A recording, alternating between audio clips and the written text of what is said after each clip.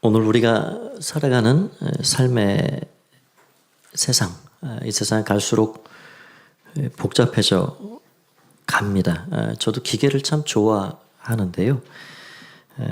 스마트폰, PC, 프로그램 다루는 일 이런 것들이 어떤 남들 다루는 평균보다는 조금 낫다 이렇게 생각을 하고 삽니다. 그런데 요즘은 얼마나 복잡해졌는지요.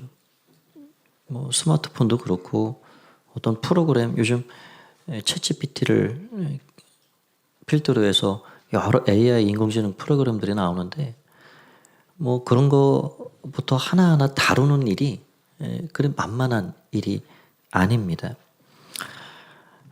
이런 것들은 우리의 삶에 비단 IT 기기 이런 거에 국한되어 있지는 않습니다. 우리의 삶 자체가 매우 복잡해져 있지요. 예전에는 참 단순하게 살았던 것 같아요. 지금처럼 많이 배우지 않았어도 대가족이 한 집에 살면서 어른들이 지혜를 배우고 또 서로 간에 어떻게 맞춰야 살아가야 할지를 터득해 갑니다. 할아버지, 할머니, 어머니, 아버지, 부모님, 많은 형제들 틈에서 사회성을 익히고 서로가 서로를 이해하고 배려하는 것들을 거기서 터득해가고 삶의 지혜를 얻어가게 됩니다.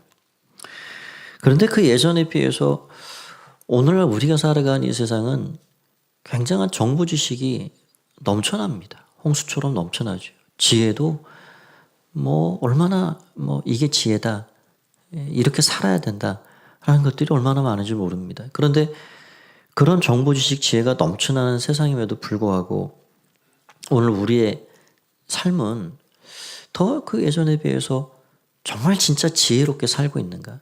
진짜 더 내 삶을 유익하게 만들어 가고 있는가 하는 것을 생각해 보면 별반 그렇지 않다 하는 것을 생각할 수 있습니다. 많은 지식, 정보, 지혜 그런 것들이 넘쳐나지만 정말로 우리의 삶을 유익하게 만들어줄 지혜는 따로 있습니다. 그것을 아는 것이 중요하고 하나를 알아도 바로 아는 것, 그것이 굉장히 중요한 일이라 할 수 있지요. 그런 면에서 우리가 그리스도인 믿음의 사람으로 산다는 것은 너무너무 귀한 일입니다. 지혜의 근본이신 하나님을 모시고 살고 그 하나님께서 주신 지혜의 책, 하나님 말씀을 우리가 곁에 두고 산다는 건 더 없는 축복이라 할 수가 있습니다.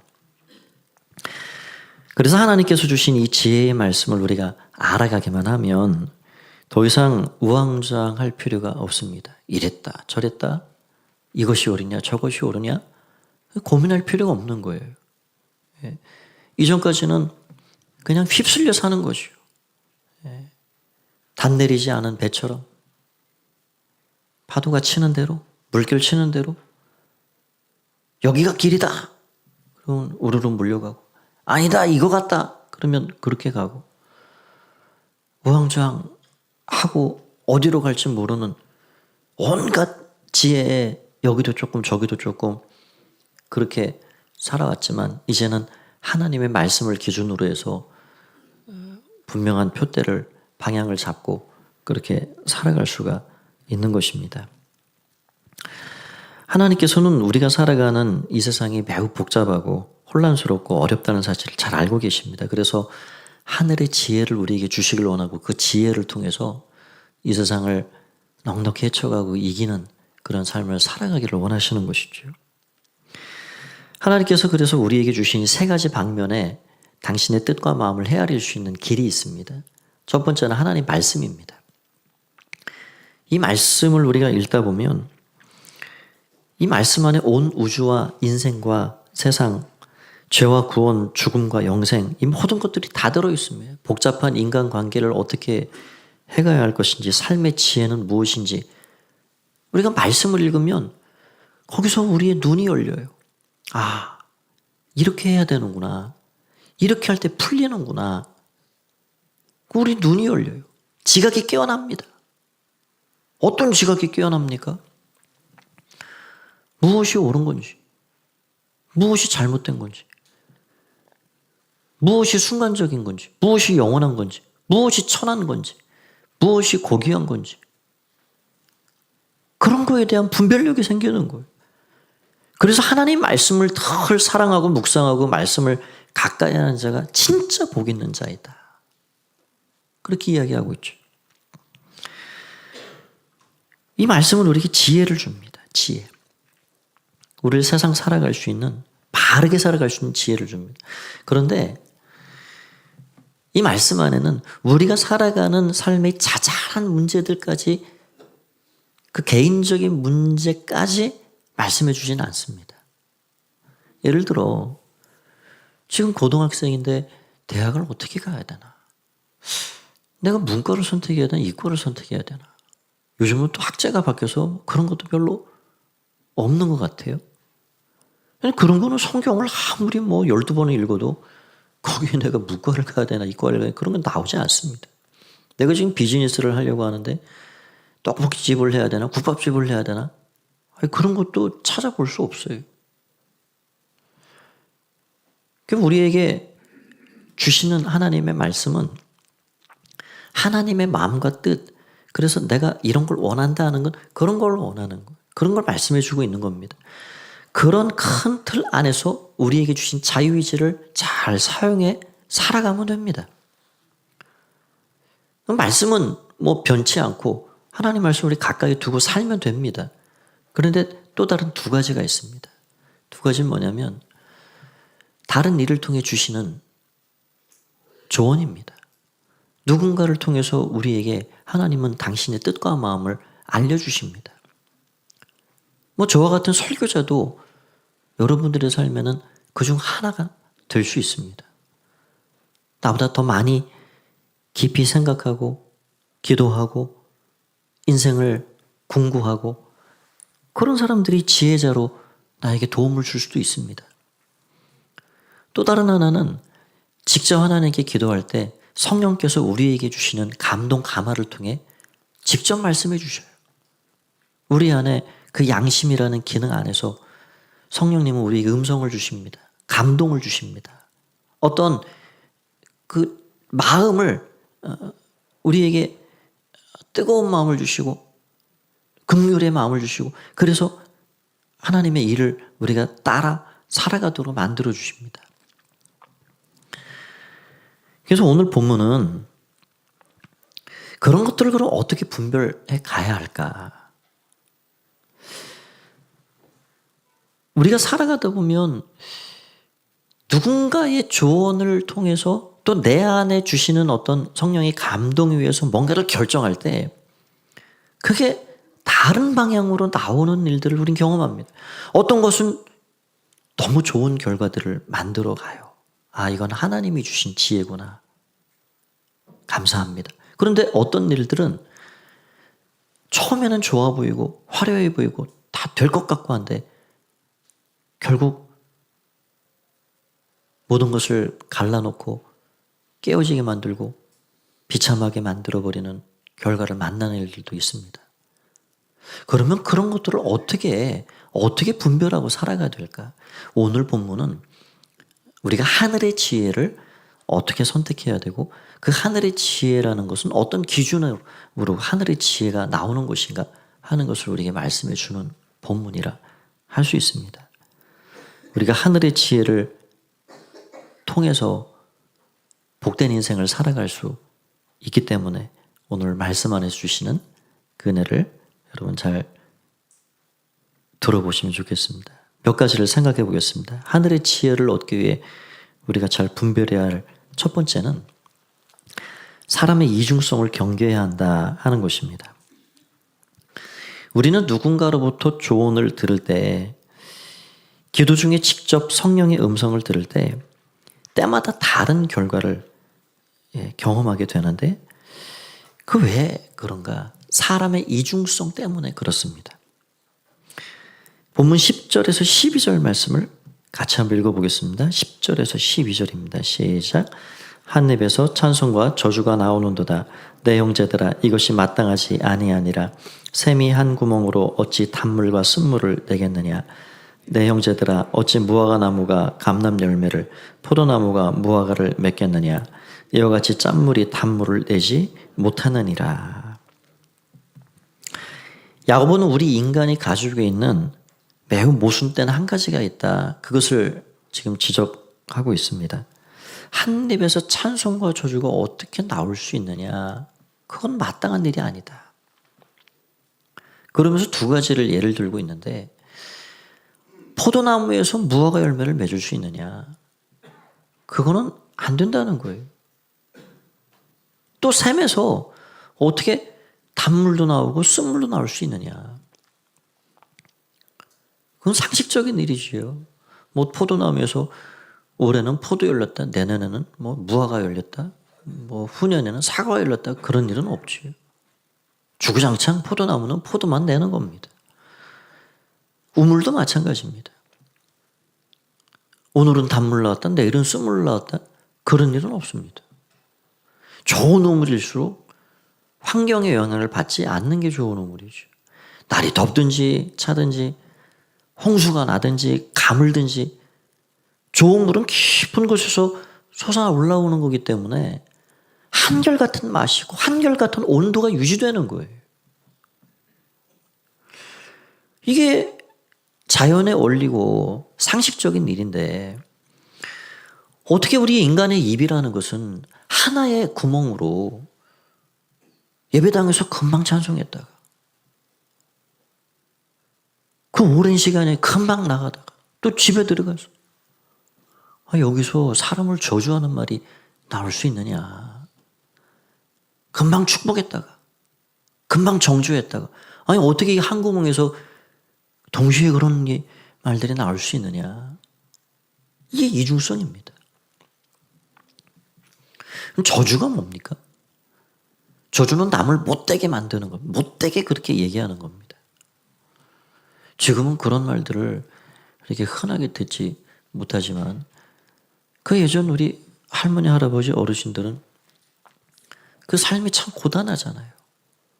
자식들이 많고 그 고단한 삶 가운데 그냥 그게 무슨 욕을 하려고 그렇게 하시는 게 아니라 그냥 습관처럼 나오는 말들이 있어요. 이 오라질 놈, 이 빌어먹을 놈. 제가 지금 욕하는 게 아니고 그렇다는 겁니다. 오라질 놈은 뭡니까? 오라라는 건 이 5가지 줄을 말합니다. 그래서 이거는 포승줄을 말해요. 포승줄. 사람이 죄를 지면 꽁꽁 묶여가지고 그리고 구치소를 가든지 감옥에 들어가죠. 그러니까 자기 자식을 향해서 이 범죄자같이 감옥 갈로 그러고 말을 하는 거예요. 이게 생각해보면 얼마나 이 끔찍한 말인지 모릅니다. 이 빌어먹을 놈. 넌 평생 가난해서 구걸하며 살아라. 그런 말들을 쉽게 그렇게 하는 것들이 결국 그 인생을 어떻게 만들어갈까요? 우리가 인생을 살아가면서 얻는 삶의 지혜는 말한 대로 되는구나. 말한 대로. 말한 대로 됐구나. 내 삶도 말한 대로 됐구나. 내 자식들도 말한 대로 됐구나. 그걸 알게 되는 거예요. 말의 파워, 능력. 오늘부터 변화의 삶을 시작하는데 어떻게 뭐 맞춘 것도 아니고 각 반에 6번씩 딱 24분이 일기로 시작을 하게 됩니다. 우리 입에 이런 이중성, 그것은 말의 이중성 이전에 우리 마음이 문제인 거지요. 그리고 성경에 보면 마태복음 16장에 베드로가 그런 모습을 보입니다. 예수님께서 12제자를 데리고 가이사랴 빌립보에 가셔서 사람들이 나를 누구라 하느냐? 너희는 나를 누구라 하느냐? 질문을 던지셨죠. 그 베드로가 얼마나 주님을 기쁘시게 하는 주님이 듣고자 하는 답을 했는지 모릅니다. 주님은 그리스도시고 살아계신 하나님의 아들이십니다. 바요나 시모나 내가 복이 있다. 이것을 내가 말하게 아니는 알게 아니는 내 아버지이시다. 베드로가 지금 예수님이 정말로 기뻐할 만한 흡족한 대답을 한 거는 하늘의 지혜를 통해서 한 거예요. 그렇죠. 베드로 자신이 인간적인 베드로가 그거 알 리가 없지요. 성령의 감동 감화 통해서 하늘의 지혜를 통해서 그렇게 말한 거예요. 그런데 예수님께서 금방 그렇게 칭찬을 해주셨는데 예수님 무슨 말씀하십니까? 내가 대제사장들과 이 서기관과 바리새인들의 손에 의해 붙잡히게 될 것이고 십자가에 넘겨질 것이고 거기 죽게 될 것이고 그러나 다시 살아날 것이다. 이런 말씀을 하시니까 베드로가 그 눈 한 번 깜짝할 만한 그 순간에 주님 절대로 그런 일이 있어서는 안 됩니다. 그렇게 해서는 안 됩니다. 제가 뭘 보고 여기까지 왔는데 그래서는 안 됩니다 주님 그러는 거예요. 그러니까 지금 이 두 번째 대답은 이게 자기 마음에서 나온 소리예요. 자기 마음. 내가 지금 포기하고 온 게 얼만데 내가 지금 뭘 바라고 3년을 여기까지 쫓아왔는데 우리 선생님 죽다니 말도 안 되지. 안 됩니다. 안 됩니다. 사탄아 내대로 물러가라. 너는 나를 넘어지게 하는 자구나. 내가 하나님의 애를 생각지 않고 사람의 애를 구하고 있구나. 그러니까 베드로가 지금 가이사랴 빌립보 그 짧은 시간 안에 두 가지가 다 있어요. 하나는 크게 칭찬받을 만한 하늘의 지혜를 가지고 있고 하나는 자기 마음과 욕심이 담긴 땅의 지혜를 가지고 있는 거예요. 이게 이중성입니다. 여러분 이런 거를 보면 우리가 어떤 사람에게 내 삶을 전폭적으로 기대고 살 수 있습니까? 사람은 믿고 신뢰하고 살아야 할 대상이지. 내 인생을 완전히 기대고 살 대상은 절대로 될 수 없습니다. 왜냐하면 그만큼 사람이 100% 순수하지 못하기 때문에 그래요. 우리 인간들이 가지고 있는 그 한계가 무엇인가? 이중성이 무엇인가? 그거를 먼저 전제해야 하늘의 지혜를 잘 분별할 수 있는 시작이 됩니다. 두 번째는 내면의 동기를 살펴야 한다 하는 것입니다. 내면의 동기가 어떠하냐? 야고보는 내면의 동기가 어떠하냐에 따라서 땅의 지혜와 하늘의 지혜가 다르게 나타난다 말씀합니다. 먼저 땅의 지혜를 한번 생각해 보시죠. 14절에서 16절을 한번 읽어보겠습니다. 14절입니다. 시작. 그러나 너희 마음속에 독한 시기와 다툼이 있으면 자랑하지 말라. 진리를 거스러 거짓말하지 말라. 이러한 지혜는 위로부터 내려온 것이 아니요 땅 위의 것이요 정욕의 것이요 귀신의 것이니 시기와 다툼이 있는 곳에는 혼란과 모든 악한 일이 있음이라. 땅의 지혜는 그 마음에 독한 시기와 다툼이 있다. 정욕적이다. 말합니다. 그래서 여러분 우리가 무슨 사업을 하든 자녀 교육을 하든 대인관계 일이든 어떤 결정을 내릴 때 그 동기가 무엇인가를 살펴야 됩니다. 만약 그 동기가 나의 세상적인 정욕적인 욕심이 들어가 있다면 또 세상이 부러워하는 마음이 섞여 있다면 내 중심적이고 시기와 다툼의 마음이 들어가 있다면 그것은 하늘의 지혜가 아닙니다. 하늘의 지혜 같아 보이지만 순수해 보이지만 하나님 영광을 위한 것 같지만 그 속에 나의 약간의 정욕과 욕심과 세상을 부러워하는 마음과 시기와 다툼이 그 안에 들어있다면 그거는 땅의 지혜입니다.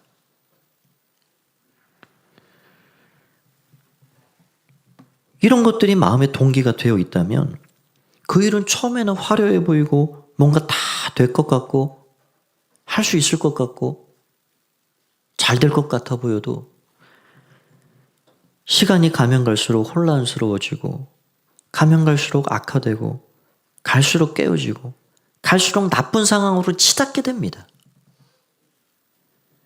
그게 땅의 지혜가 가져다주는 결과입니다. 그러나 하늘의 지혜는 어떠한 거예요? 하늘의 지혜는 다르다는 거예요. 그 결과가 좋은 열매들로 가득 채워집니다. 그래서 세 번째로 살펴볼 건 예수님의 온유한 삶을 본받아야 한다 하는 것입니다. 야고보는 누군가가 말하는 지혜가 하늘의 것인지 땅의 것인지를 알 수 있는 길은 그 사람의 삶의 열매를 통해 보라는 거예요. 우리 13절을 읽어보겠습니다. 13절 시작. 너희 중에 지혜와 총명 있는 자가 누구냐? 그는 선행으로 말미암아 지혜의 온유함으로 그 행함을 보일지니라. 진짜 지혜롭고 진짜 총명한 사람은 누구냐 도대체? 누가 진짜 지혜롭고 총명한 사람인지 우리가 어떻게 알 수 있는가? 말하는 거 그거 듣고 그렇게 분별할 수 없다. 그 사람의 삶의 모습에서 선한 행실이 보여져야 된다. 선한 행실. 그리고 그 마음에 있는 온유함이 그 삶으로 드러나야 된다. 그런 사람들이 진짜로 지혜롭고 진짜로 총명을 가진 사람들이다. 그런 사람들은 하늘의 지혜를 통해 사는 사람들인 거예요. 그 내면이 온유합니다. 온유하다. 예수님은 당신 스스로를 소개할 때 나는 마음이 온유하고 겸손하니. 그 복잡한 거 여러 가지 얘기하지 않으셨어요.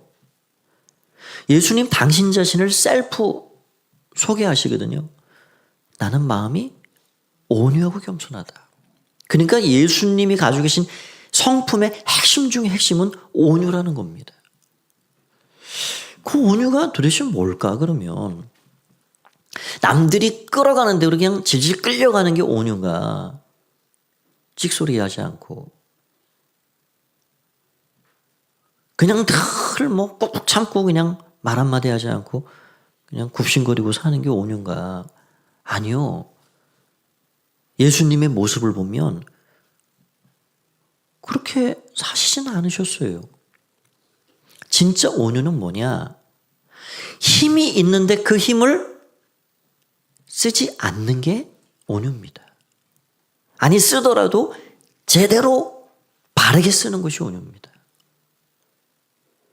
예수님은 강한 자 앞에서는 굉장히 강하셨죠. 그런데 지극히 약한 자들, 병든 이들, 죄인들, 그들을 향해서는 한없이 부드러우셨습니다.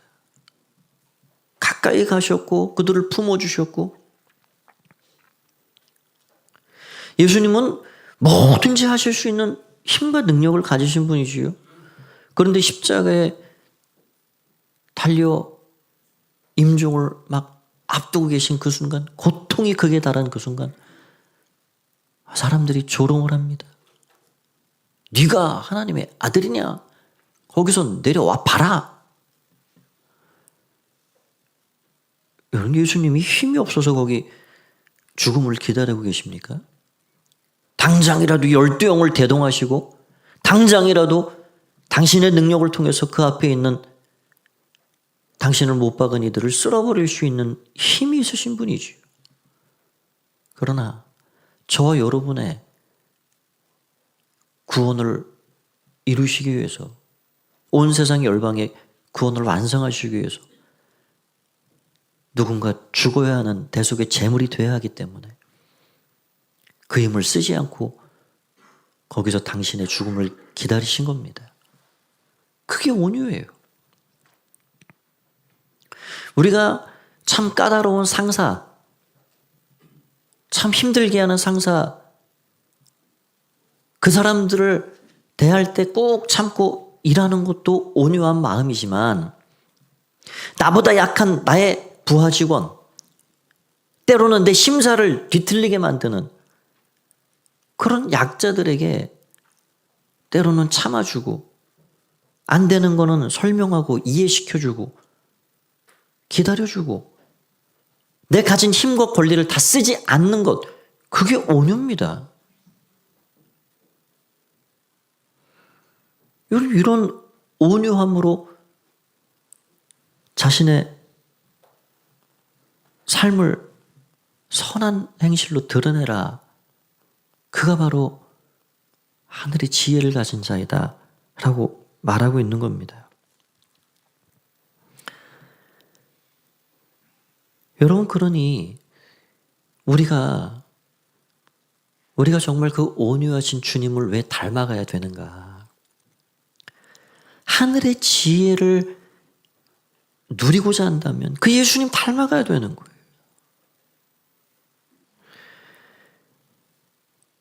하늘의 지혜가 맺어주는 열매가 어떠한 것들이 있는가? 여기 17절, 18절을 우리 같이 한번 읽어보겠습니다. 17절, 18절. 시작. 오직 위로부터 난 지혜는 첫째 성결하고 다음에 화평하고 관용하고 양순하며 긍휼과 선한 열매가 가득하고 편견과 거짓이 없나니 화평하게 하는 자들은 화평으로 심어 의의 열매를 거두느니라. 오직 위로부터 난 지혜는 성결하다. 성결하다 하는 건 순수하다는 말입니다. 우리는 애초부터 이중적인 한계를 가지고 있는 사람들이지만 그럼에도 불구하고 자꾸 거기서 내 욕심, 내 중심적인 것, 이걸 걷어내는 거예요. 정욕적인 것. 그 마음을 주님 닮아가도록 순수한 마음 갖도록 그렇게 해가는 거예요. 화평하다, 화목이죠, 화목. 관용하다, 다른 이들을 포용하는 참아주는 마음입니다. 양순하다, 착한 마음입니다. 긍휼력이다, 불쌍히 여기는 감정입니다. 편견과 거짓이 없다, 편파적이지 않고 중심을 잘 잡아주고 거짓됨이 없다는 것입니다. 이 모든 것을 아우러주는 말이 화평하다라는 말입니다. 화평하다. 화평한 가운데 내린 결정이라면 그거는 하늘의 지혜일 가능성이 높은 거예요. 그런데 지금 불화한 가운데 소통도 되지 않는 가운데 양순하고 긍휼도 없고 화목도 안 됐는데 어떤 결정을 내렸다. 그거는 땅의 지혜일 가능성이 많은 겁니다.